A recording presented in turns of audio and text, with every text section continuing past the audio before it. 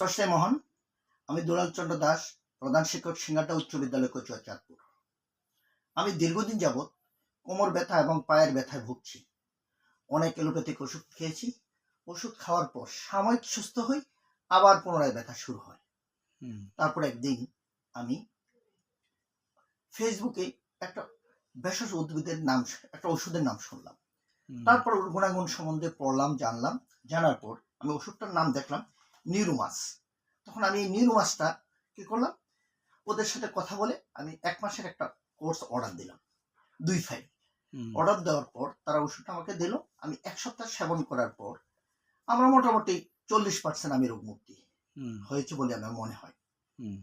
তাই আমার কাছে খুব ভালো লাগলো, এবং এখন আমি আমার এক আত্মীয়ের জন্য আরো 2 ফাইল ওষুধের অর্ডার আমি করব।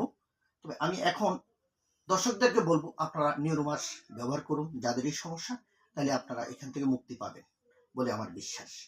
সকলকে অসংখ্য ধন্যবাদ।